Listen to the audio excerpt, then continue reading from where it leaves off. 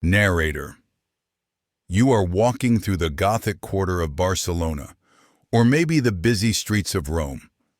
The sun is setting, casting long golden shadows across the cobblestones. The architecture is mesmerizing, pulling your attention away from reality. You feel a false sense of security because the street is packed with families, couples, and laughter. You pull out your $1,200 smartphone to capture the moment. You hold it loosely in your right hand, extending your arm to get the perfect angle for a photo. You are completely absorbed in the screen, checking filters, adjusting the light. What you don't realize is that for the last 2 blocks, you have been auditioning for a role you didn't ask for. A pair of eyes has been tracking your movements, analyzing your grip, and measuring your distraction level. To you, this is a vacation.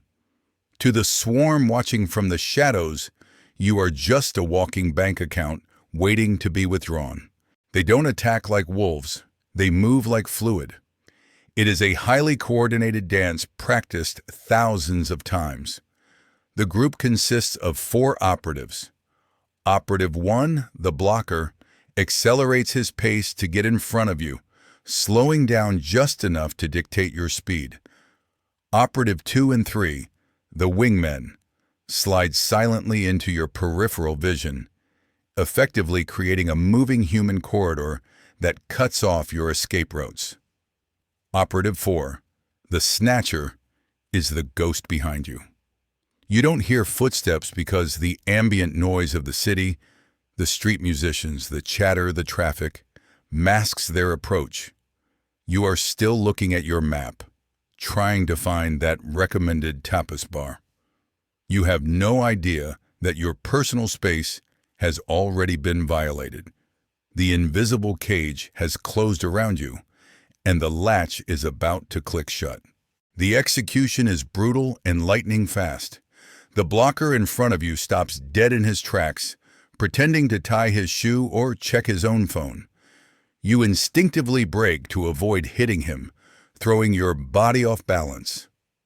At that exact microsecond of confusion, the wingman on your right bumps into your shoulder hard, a calculated physical distraction designed to overload your sensory processing. "Watch where you're going," he yells aggressively. Your brain shifts focus to the man yelling at you. That is the window. The ghost behind you reaches into the void, his hand moving like a cobra. He grabs your phone. Because your grip is loose and relaxed, the device slides out of your hand with zero resistance. It happens so smoothly that for a split second, you don't even realize the weight is gone from your palm. By the time your brain processes the theft, the snatcher has already passed the phone to the blocker, who is now walking casually in the opposite direction. You spin around, adrenaline dumping into your blood. "My phone!" you scream. But who do you chase? The guy who bumped you is apologizing now, acting confused.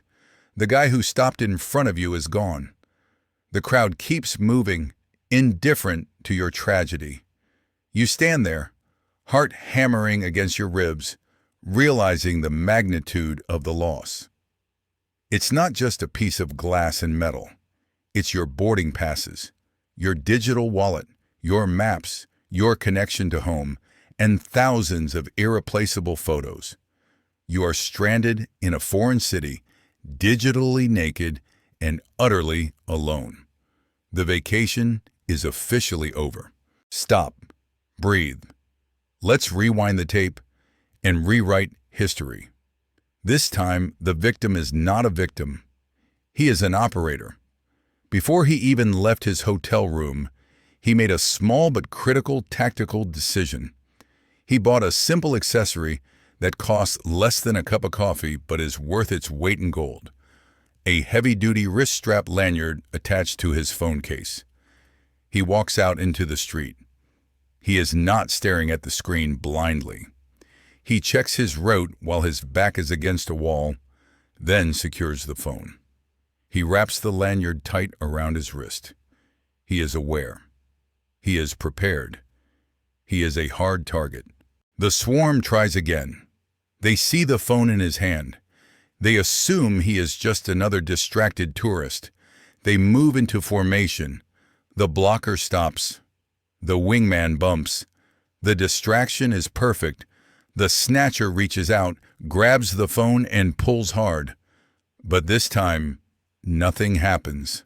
Snap. The lanyard tightens instantly around the tourist's wrist. The phone is yanked back, staying firmly attached to its owner. The thief feels the resistance and freezes. The tourist turns around, adrenaline-focused, not panicked. He raises his arm, showing the phone dangling safely from his wrist. He looks the thief in the eye. The element of surprise has reversed. The predator realizes the trap has failed. The gang scatters instantly. They hate resistance. They hate complications. Here is the intelligence briefing for your next trip. The tether. Always use a wrist strap or a neck lanyard. It physically prevents the snatch and run. It turns a 1-second robbery into a struggle they don't want. The wall. Never check maps in the open. Find a wall. Cover your 6. The radar. If people get too close, stop moving. Look at them. Break their rhythm. You survived this scenario because you had the right gear and the right mindset. Subscribing to this channel is your digital lanyard. We keep you tethered to the truth and safe from the scams. Secure your devices, own your space, travel without fear.